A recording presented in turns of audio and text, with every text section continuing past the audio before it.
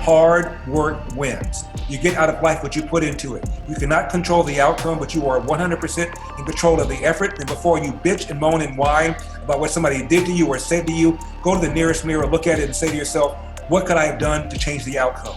And finally, my dad said this: no matter how hard you work, how good you are, bad crap will happen. How you deal with that bad crap will tell your mother and me if we raised a man. If anybody had a reason to be angry at the world, to not believe in the American dream, it is my father, and he felt the opposite. I'm just assuming for the past 20 years, you've been attacked left and right. How do you keep that North Star with so much adversity coming at you? No one can make you feel inferior without your permission. And so I expect to be called all these kinds of names. Being responsible is liberating because it means you're in charge. It means you're not blaming somebody else for what happened to you. It means that to the greatest extent possible, you're in charge of your own fate. And that's what we're trying to tell people. So as far as I'm concerned, the name calling just shows me that they're out of ammo.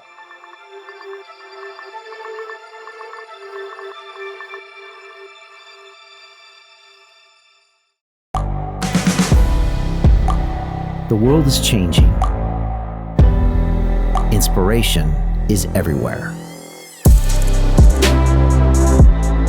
It has never been so easy to connect, share, and bring people together. We're learning from others and finding the best in ourselves. Challenging our beliefs. Sharing our vulnerability. Overcoming our fears.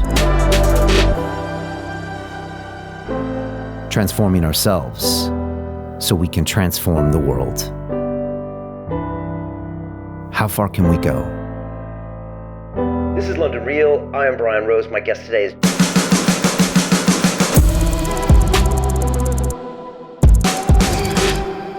This is London Real. I am Brian Rose. My guest today is Larry Elder, the American radio host, author, attorney, and documentary filmmaker.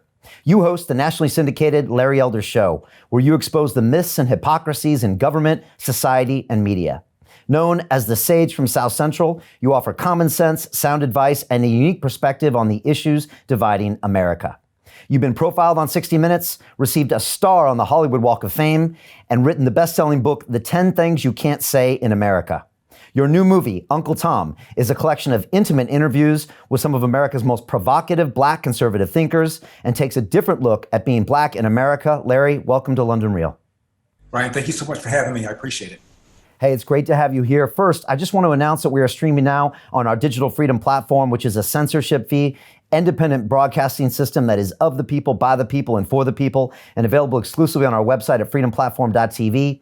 Can everyone watching us now please share this link via the sidebar to any and all of your social media channels? Let me repeat that. Can everyone watching please share this link now via the sidebar to all of your social media channels? This is important. Simply ask your friends and family to give us 15 minutes and then they can decide. Larry, I pledge to you and everyone watching us that none of this conversation will be edited, censored, removed, or banned, and that anybody in the world can watch the full version of this episode free at freedomplatform.tv/elder, thanks to the generous donations of over 35,000 people around the world that I affectionately call the London Real Army. For anybody wanting to become a founding member of the Digital Freedom Platform, you can visit freedomplatform.tv/give to donate and fight with us on the front lines to protect our human rights. Here at London Real, we've been a platform for free speech since 2011. And Larry, I'm excited to have you here today. So much to talk about, the movie, your history, education, but maybe we just kick off and talk about the last 4 months of what the world has witnessed. I mean, the key event was really May 25th, where everyone watched George Floyd die right in front of our eyes on video. And then we saw global unrest. We had riots here in London and all over the world. We had monuments being pulled down. We saw Black Lives Matter kind of reemerge. We saw concepts being thrown around and like white privilege, white fragility, defunding the police. We've seen the issue of race being really weaponized, and now it's being used as a massive political tool. I'm just curious, what is the Larry Elder version of the past 4 months? Because you've been speaking about these issues for 10, 20, 30 years, but I mean, this has been quite a year, and I'm curious, where do we begin to talk about this? Well, the Larry Elder version of what happened the last 4 months is apparently facts don't matter. The real reason people are out in the streets rioting and protesting is because of the death of George Floyd. It was tragic. I don't know any cop, and I've interviewed a bunch of them, who defends the way George Floyd died. Nobody. That's what's so bizarre about this, Brian. It'd be one thing if half the country felt, okay, he got what he deserved, if a large number of officers were defending this tactic, but nobody is. So what's the point in going out on the streets and rioting when there's universal opinion that what happened to George Floyd ought not have happened the way it happened? But the other thing is, it's supposed to be a microcosm of how the police treat blacks. It is a representation of institutional police brutality. The problem with that argument is the facts just don't show it. If anything, the facts show that cops are more hesitant, more reluctant to use deadly force on a black suspect than on a white suspect. There is a black Harvard economist named Roland Fryer. He is so brilliant that he became the youngest tenured professor in the history of Harvard. Harvard is the oldest college in the country, so you know what a bad dude this guy must be. And he decided that he just knew that the police were using deadly force disproportionately against blacks because they were black. And he was surprised, Brian, that no one had done a study on this. So he decided to do a study on it to corroborate his feelings. And he was shocked. He said they were the most surprising findings of my career. Not only were the police using deadly force disproportionately against black people, but they were more hesitant, more reluctant to pull the trigger against a black suspect than a white suspect. The same thing was found in a study that was published in the National Association of Sciences, where researchers looked at every police shooting and killing in 2015, every police shooting and killing in 2016, and found exactly the same thing. It is simply not true. Now, the left believes a lot of stupid things that are not true, so what? This one has real world negative bad consequences. It causes young black men to falsely believe that the police are out to get them, and therefore when the police pull them over, they're going to be far more anxious, far more reluctant to cooperate, far more likely to be combative.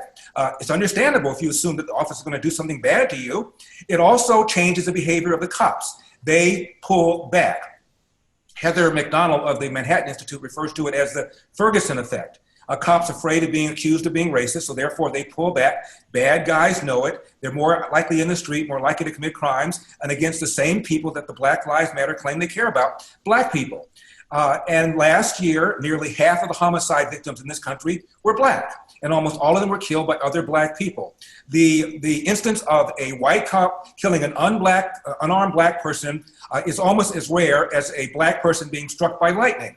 It is absolutely rare for the cops to kill anybody, let alone a white cop killing a black person, let alone a white cop killing an unarmed black person. It almost never happens. And every single year, at least as many unarmed whites are killed by the police, if not more, but nobody seems to care about that. When it's an unarmed white person being killed by the cops, he's just a dead fly. You don't find Van Jones from CNN, you don't find Don Lemon from CNN, you don't find MSNBC coming in, nobody cares. Because the only thing that drives the narrative of racism being a major problem in this country is when a white cop kills a black suspect.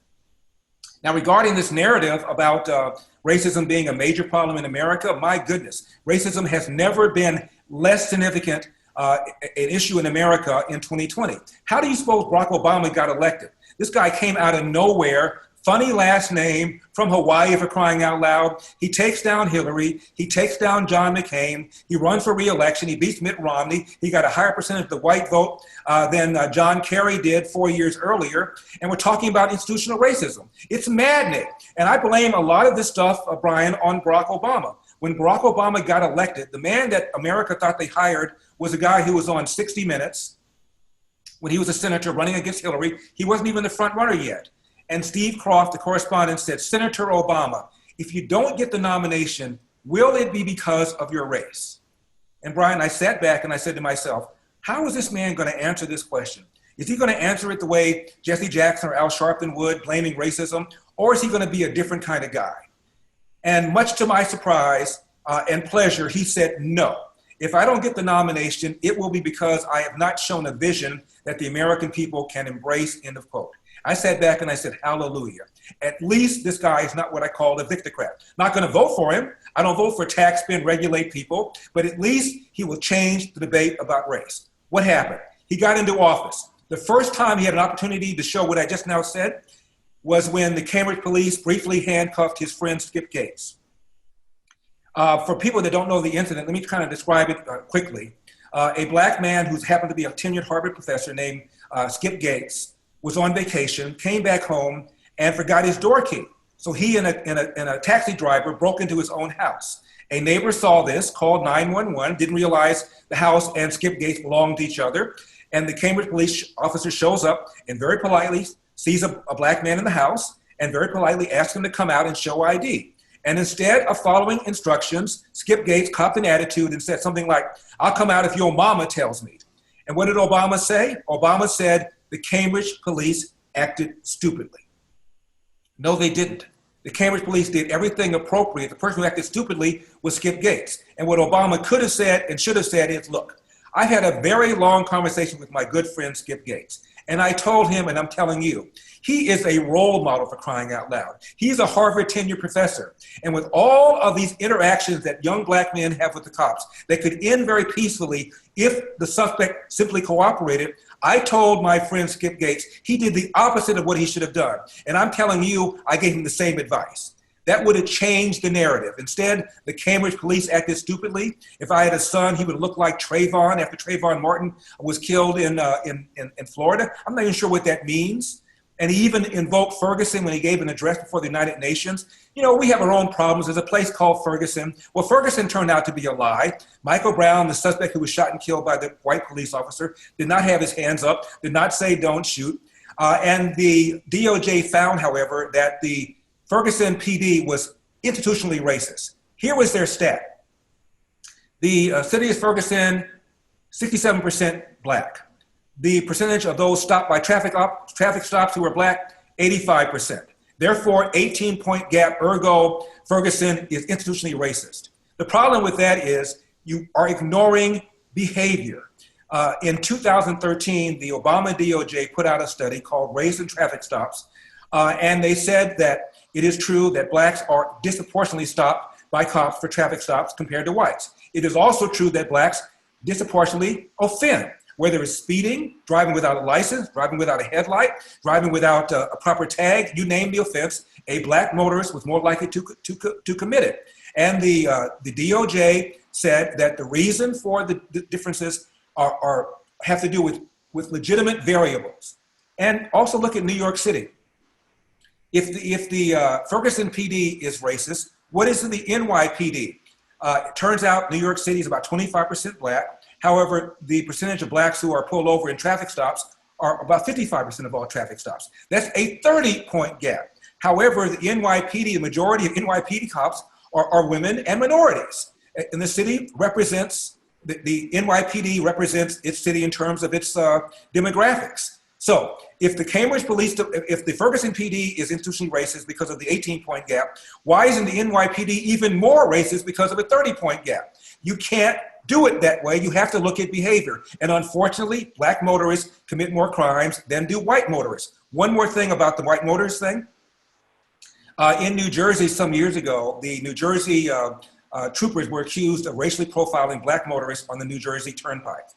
Christy Todd Whitman was then the governor. She ordered a study, and the study came back, and the researchers found that when it's in the daytime, because of the sun and the glare, the officers can't even see the race of the motorist. At night, because of the darkness, you can't see the race of the motorist. And it turned out that no matter the traffic offense, a black motorist was more likely to commit it. Christy Todd Whitman didn't like the study. She threw it out, ordered a different group to do a different study using different methodology. Same results. Sorry, black motorists were committing more crimes, which is why the police were pulling them over. Now, whenever I talk about that and I get feedback and pushback from some of my black callers, my response is always this.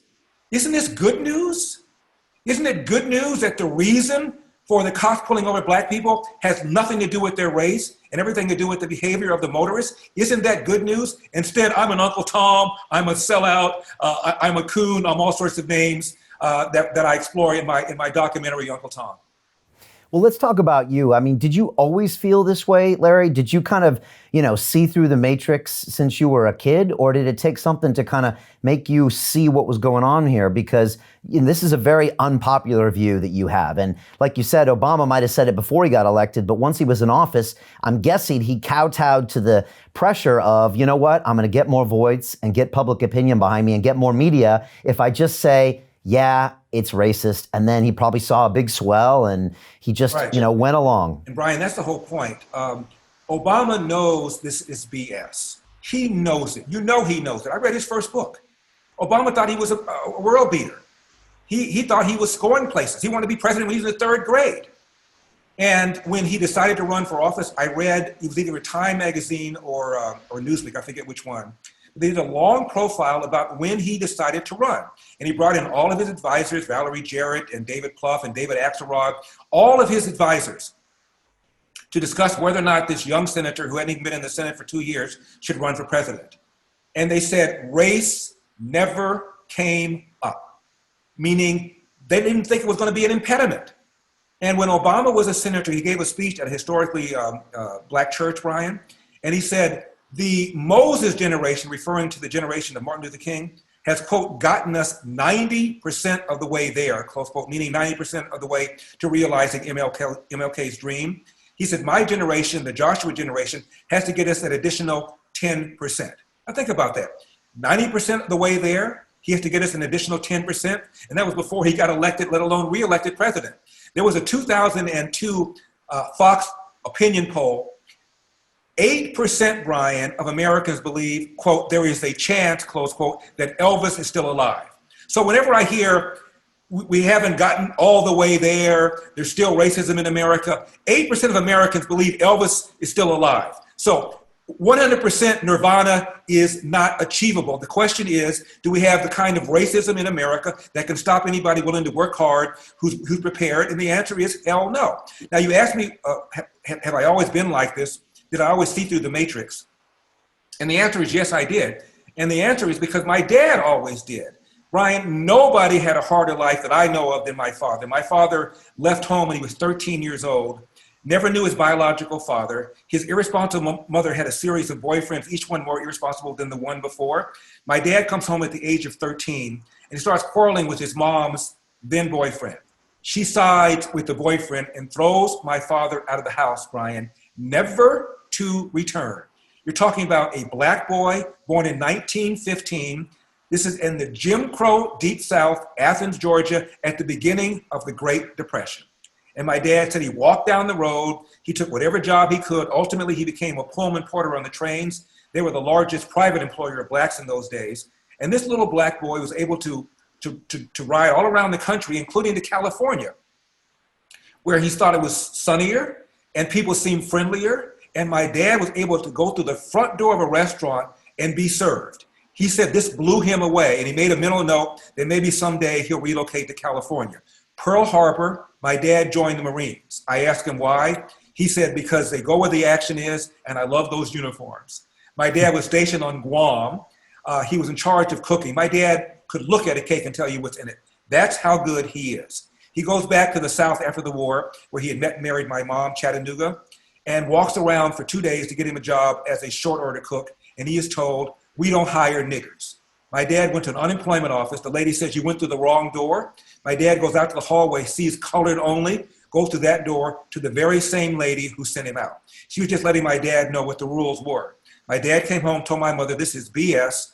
I'm going to Los Angeles. I'm gonna get me a job as a cook and I'll send for you. My dad comes out here to LA. He walks around for 2 days and he's told, we don't hire people without references. And my dad said, what are you talking about? I cook for GIs on the island of Guam. We don't hire people without references. My dad even offered to work for free for a week or two to get a reference. They still wouldn't even hire him. They treated him the same way in LA as they did in Chattanooga, except they were a little more polite about it, I guess. He went to an unemployment office, this time just one door, and the lady said, I have nothing. My dad said, what time do you open? She said, 8 o'clock. What time do you close? 5 o'clock. My dad said, I'll be here at 8. I'll be here until 5. My dad sat in that chair for a day and a half.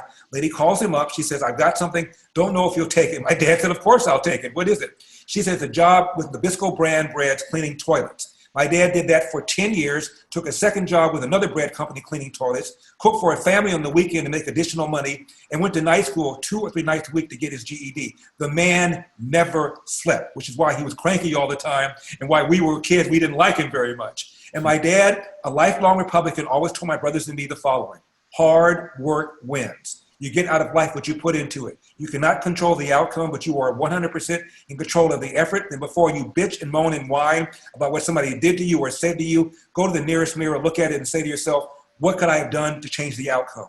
And finally, my dad said this: no matter how hard you work, how good you are, bad crap will happen. How you deal with that bad crap will tell your mother and me if we raised a man. If anybody had a reason to be angry at the world, to not believe in the American dream, it is my father. And he felt the opposite. Is that essentially then is what's wrong with everyone, that is protesting in America, is whenever they get a little resistance or a little bit of a problem, as opposed to taking ownership and trying to work harder, they are given a free option, right? By the Democrats, by the media. No, it's not your fault. It's these people's faults. It's this institution's fault. It's 400 years of fault. And guess what? You're off the hook. You never have to look in the mirror and say, I have to work harder, or I failed, or maybe I wasn't good enough. We're going to cut you a little slack here. Is that the problem here? That is part of it. They've been raised by what I call the axis of indoctrination, Hollywood, media, and academia. And they've been told that message that you've just now mentioned. America got wealthy, not because of its greatness, not because of its values, but they exploited people. They exploited blacks, they exploited women, they exploited Hispanics. America is not a great country. America really is a force of, if not evil, a force for great damage. That's how a lot of these young people feel in the streets. And they sincerely believe, Brian, I believe, most of them sincerely believe that racism remains a major problem in America. When in fact we have a whole army of institutions to make sure we don't have institutional racism. There's the DOJ, there's the EEOC, there's a whole bunch of U.S. attorneys, there's civil rights commissions, there are state attorneys general, there's a media, there's a aggressive civil rights bar, there's the ACLU, there's a bunch of nonprofits, there are all sorts of diversity consultants in colleges and universities. Virtually every Fortune 500 company has some sort of diversity advisor or some such thing. The idea that racism remains a major problem in America today in 2020 is an absolute lie. And the bigger problem is that so many people buy into that. I'm looking at all these statues being taken down, Brian. And if they develop a vaccine for not just the coronavirus, but for white racism, will the major problems facing the black community still be there? Will we still have a 70% ratio of black kids being born outside of wedlock? Will we still have a 50% inner city dropout rate? And will we still have a situation where many of those who do graduate cannot read, write, and compute at grade level? Will we still have 25% of urban young black men with criminal records, either having been arrested, in jail, on parole, or on probation? If the answer is yes, yes, and yes to those questions, then I submit that racism is not the problem and its elimination is not the solution. Right. So it's very interesting what you say. So you pull down a monument, you get a white person to admit they're racist, but that doesn't solve the problems that you're talking about education, about the family unit, about all these issues. It's not going to change that one bit, is what you're saying. It really won't. If you don't have somebody in your house who's telling you to go to bed at an appropriate time to make sure you've done your homework, you are in trouble. And ideally, that is a mother and a father in the house. Now, the question we ought to be asking ourselves is, why were only 12% of black kids in 1940 raised without father, 25% in 1965 without fathers, but now 70% now? And I argue that the welfare state has incentivized, has compensated, has rewarded women into marrying the government, and has rewarded men into abandoning their financial and moral responsibility. It is the number one problem in America, not just within black families. Nearly 25% of white kids now are born outside of wedlock. And in 1965, there was a booklet published by Daniel Patrick Moynihan, who is a Democrat, later on became a Democrat senator for the state of New York, called The Negro Family, A Case for National Action. And he talked about the 25% out of wedlock birth rate, which he thought was horrific. Well, 25% of white kids are now born outside of wedlock. Nearly half of Hispanic kids are now.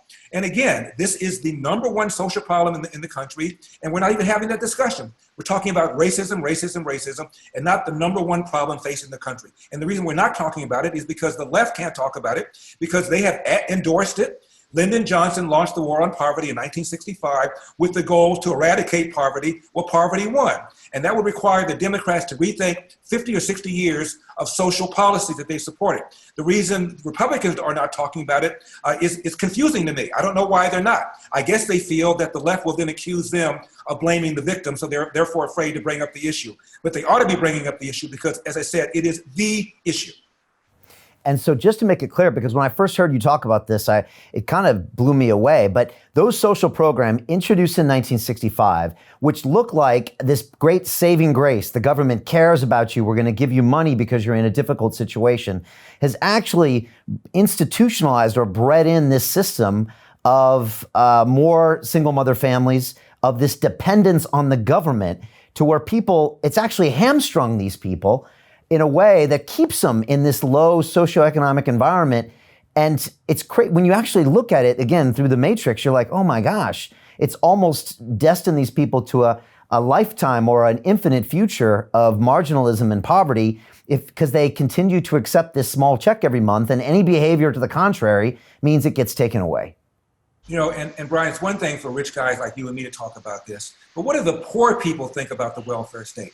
They say the same thing you and I are. In the 90s, the LA Times asked poor people and non-poor people, do people on welfare have additional children to get additional money? Of the non-poor people, most of them said no. They probably thought it was insulting. However, of the poor people, 64% of them said yes. Also, the LA Times asked poor people, do you believe that welfare is a stepping stone towards self-sufficiency, or do you believe it is a crutch that makes you dependent? More said we believe it is a crutch that makes us dependent than said it's a stepping stone. So even among poor people, they are also aware of the dilemma of accepting the money and also becoming more dependent on those who are giving you the money. Do you think this was, some master plan by the left and the Democrats to marginalize this society, or do you think they were actually trying to help? Many of my friends on the conservative side believe there was some sort of master plan that the left kind of twirled a mustache and said, ha, ha, ha, I'll get these people. No. Lyndon Johnson supposedly said, once my welfare program goes through, I'll have these niggers voting for me for the next 200 years. That's in a book published by a guy named Ron Suskind. He's an award-winning writer, and he claims that two people told him that LBJ said that. But LBJ also gave many, many speeches in which he talked about the goal of the Great Society, which was to make people more self-sufficient, make people more independent. And certainly those around him assumed that was going to happen. No, they were just naive. These were just social engineers like Obama, who sits there and come up with these cockamamie schemes to make things better. Let me give you a couple ones that Obama did that they never talk about. Supposedly Obama turned around the economy. Actually, if Obama had done nothing, the economy would have turned around better. His own advisors gave a bunch of scenarios when he came in. And one scenario was, let's do nothing. And if you did nothing, GDP would grow at 3%. Well, Obama's GDP grew at around 2%, the recovery GDP. And the difference between 2% and 3% is 1 million jobs per year times the length of the recovery. So if Obama had done nothing based upon his own projections, there would have been 7 million more jobs. But then they did projections based upon all the wonderful things he was going to do, Obamacare, stimulus, all this stuff. They assumed that the GDP was going to grow at over 4%. Well, it grew at half that. The worst economic recovery since 1949, the first president ever to preside over a recovery where 1 year did not do at least 3%. It made things worse. Now, do you remember cars for clunkers? Yes, I do actually. They were giving people new cars for the old cars, right? To stimulate the economy. I remember that, yeah. You're willing to buy a new car quickly, we'll give you all these incentives. Well, it turns out people that were going to buy a car anyway just bought it a little sooner. It didn't induce anybody who wasn't going to buy a car to buy one, and it cost the automakers a great deal of money. He also had another one called cash for caulkers. The idea was to pay people to refurbish their home to make them more energy efficient, and it turns out the homes were less energy efficient after the money was being spent. It was a waste of time, but these were two social programs that were touted with a great deal of fanfare. Cars for clunkers, cash for caulkers, and nobody even talks about it right now because it was stupid. A number of his policies were stupid, not least of which, of course, was Obamacare, which is another great step towards having single payer, which is what the left has always wanted. That's always been their goal. Obamacare was just a stepping stone towards that direction. And in the unlikely event that Joe Biden gets reelected, we're going to resume that march towards single payer. And I saw you talking to Candace Owens about some of these social programs, and she said she have family that are always trying to figure out how to, get around it or make sure you're still getting the check. And she was talking about how you're so disincentivized to go out there and get the job because you might lose this small check. And then you're kind of, again, this whole lifetime of dependence on the government. The fact when I heard you quote that stat of 64% of the women in these programs would say, I would have another child based on that. I mean, that just blew me away. But it's really institutionalized this dependence on the government. And then they kind of weaponize it when they want on elections and say, Democrats are your friends. We're the only one that cares about you. And it's this cycle that it'll go on forever unless it's broken, right? Well, you're right. And it's amazing how much agreement there is about the importance of fathers on the left and on the right. Arguably, the most prominent think tank on the left is the Brookings Institution. And arguably, the most prominent think tank on the right is the Heritage Foundation. If you look at their research, it's almost identical. I'm writing a column that'll be out on Thursday about all of this. There's a researcher at Brookings, and she says the issue of whether or not fathers are important is no longer up for debate, and gave all the stats about how much more likely you are to commit a crime if you don't have a father, more likely to drop out of school. And the think tank on the right said exactly the same thing. The formula to escape poverty is simple, if not easy to achieve. Finish high school. Don't have a kid until you get married. Get a full-time job. Don't quit that job until you get another one. Follow that formula. Only about 8% of people who follow that formula are poor. Don't follow that formula, and over 75% of people who don't follow that formula are poor. So both the left and the right are telling you what to do. We're just not listening. Yeah, and I've heard these things quoted by everybody from Charlie Kirk to Candace Owens when they go out to these schools, and they have these arguments with college kids that buy into the narrative. Well, if I'm black, then I'm going to have all these problems, and if I'm white, then I'm not. And then they say, actually, it's if you had a father, like you said, if you graduated high school, if you didn't have a baby by that time, and then the full-time job, that is actually statistically determining whether you have a future of poverty or wealth. And that's what it comes down to. I'll give you another one. This is probably why I haven't been on CNN in a while. The last time I was on CNN, I mentioned that CNN did a study, their own study with Time Magazine in 1997. They asked black teens and white teens whether racism was a major problem in America. And not too surprisingly, both black teens and white teens said yes. But then they asked black teens this question, Brian: is racism a big problem, a minor problem, or no problem in your own daily life? 89% said minor or no problem in my own daily life. In fact, more black kids than white kids said failure to take advantage of available opportunities is a bigger problem than racism. That was in 1997, before Obama got elected, before Obama got reelected. So what are we talking about here? Yeah, it's a great question. What are we talking about? And, I kind of want to get my head around this whole issue, Larry, because, we take this moment in American history from 150 years ago, or 200, 300 years ago, where you've got, this dark moment. You've got this time where, people are feeling guilty, people are feeling angry about this. And now it's this great weapon that you can use against both sides. You can try to make these people feel guilty and make these people feel angry. And I'm over here in London, Larry, and the last couple months, I'm asking myself questions I haven't asked myself my whole life. My mom raised me where, there was no racism in our household. When I first went to MIT at 18, I first learned what a Jew was because one of my fraternity brothers says, I'm a Jew. And I was like, what's that? And what's that got to do with anything?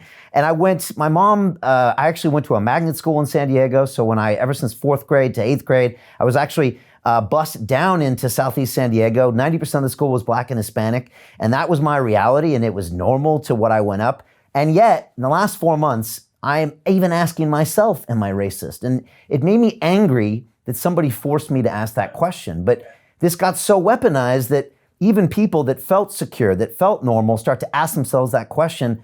And I don't know, maybe get angry and behave even differently on the back of it. I don't know. That's been my experience. Is this something that you hear a lot or not? Well, Brian, after we achieve the vaccination for white racism, I want to get one for white guilt. My friend Jason Riley has written a book called Please Stop Helping Us. He is an editorial writer for the Wall Street Journal, happens to be black. He's talking about all the programs that have been pushed by guilty white people who want to make amends for slavery and for Jim Crow. I get that white people are really, really, really guilty about slavery and about Jim Crow. I also know that no white person on the face of the earth, no American white person on the face of the earth today was a slave owner, and no black person on the face of the earth today was a slave. And that is why reparations are so idiotic. It is the extraction of money from people who were never slave owners to be given to people who were never slaves. The idea that guilty white people are pushing policies like race-based preferences, affirmative action, that was certainly something that sounds wonderful on paper. And what happens in the real world is that when college admissions lower standards so they can achieve some sort of campus diversity, you've increased the likelihood that the student who benefited from race-based preferences is going to drop out. And that's what we're seeing. We're seeing a great deal of people, so-called beneficiaries of race-based preferences, dropping out.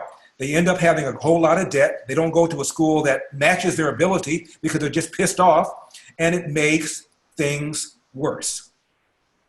And programs like minimum wages, again, on paper seem wonderful, but the studies overwhelmingly show that minimum wage hikes destroy jobs for unskilled persons, a disproportionate number of whom are black and brown people. So you're doing damage to people by forcing employers to pay more than they otherwise would, and therefore employers cut hours, defer hiring decisions, or don't make them at all. Right. So the message is to white people, save your fragility and save your guilt and stop doing things that in the long run aren't going to help us, not going to help you, maybe divide us more and separate us more and just create more problems in the future. It's let's move forward and let's make sure that we abide by the rules and the laws and keep everything fair. Is that that's the message? Stop condescending. George W. Bush had a wonderful expression for it called the soft bigotry of low expectations. Look, the reason we hired the dream team to compete against the world is because the gap between American basketball and foreign basketball started to narrow.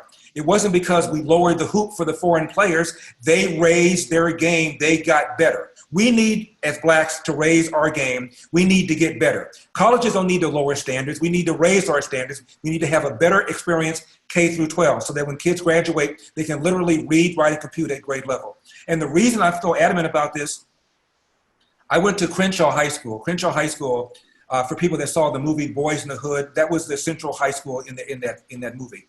Right now, only 3% of kids can do math at grade level at my high school.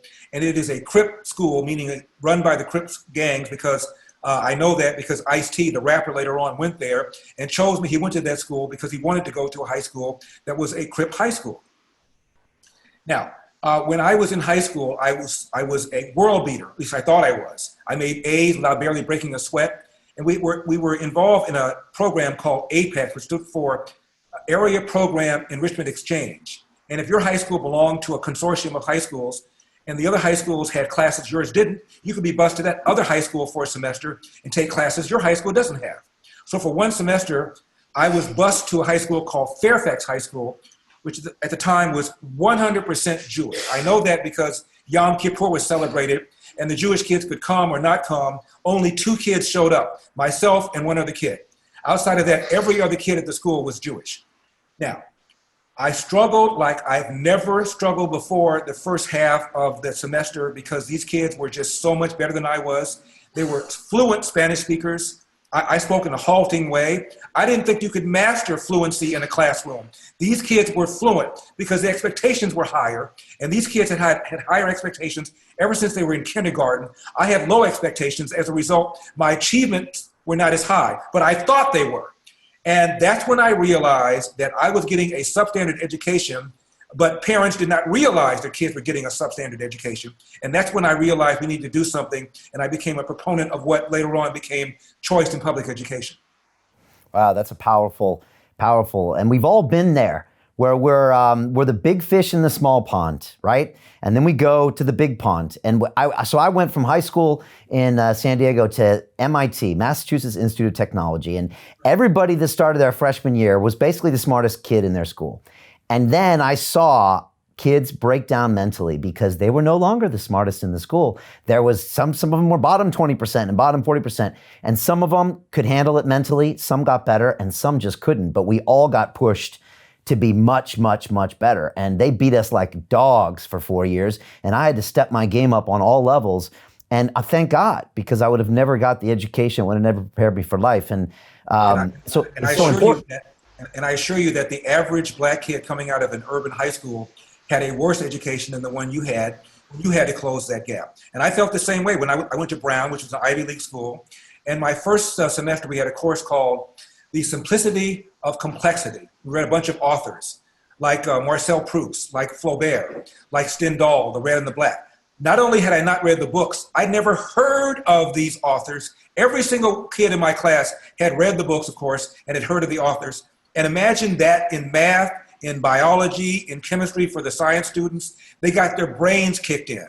And many of them dropped out or had different majors, and many of them were angry at the world, angry at their teachers, accused the teachers of racism because they gave them poor grades, when in fact they would have had a much better experience had they gone to a less competitive school that matched their abilities. Because of affirmative action, many of them ended up dropping out of school or changing their majors, which they would not have done had they gone to a less competitive school that matched their scores and aptitude.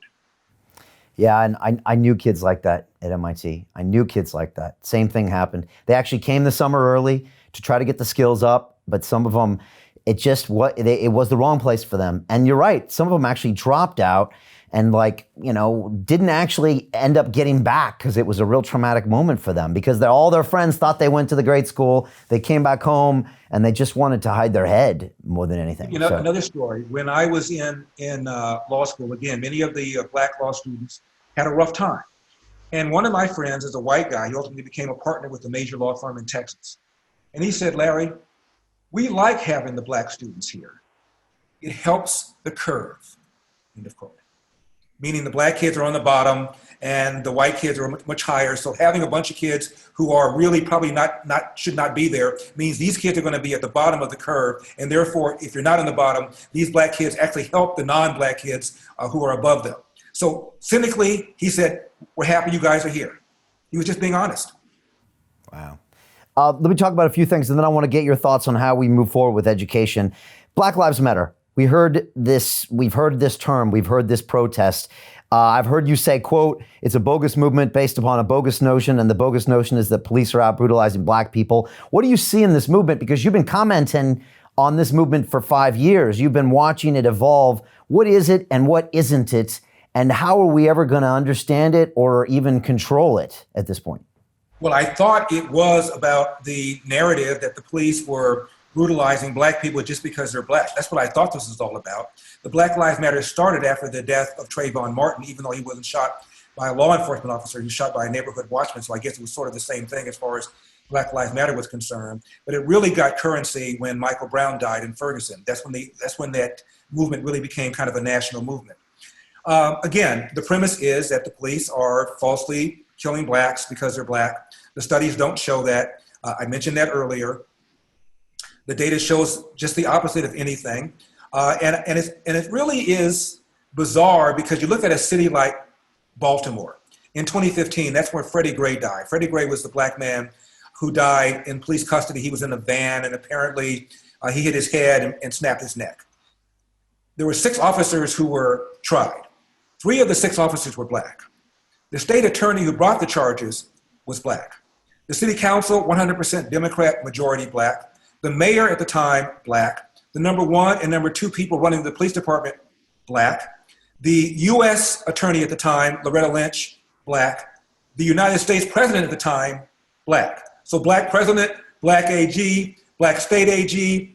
3 of the cops charged were black. A judge before whom 2 of the officers tried their cases was black. So you have all these black people running things, and we're talking about institutional racism.